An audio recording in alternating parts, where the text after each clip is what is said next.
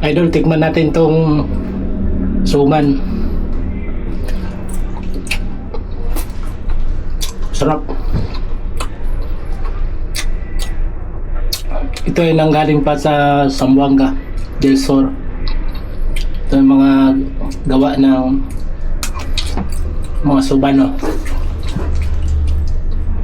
Sarap. Ito lagi yung hinahanap ko pag pumunta ako ng Mindanao.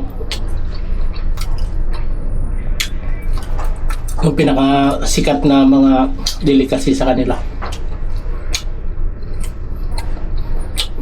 Kadalasan kasi ang ibus kasi dito sa Manila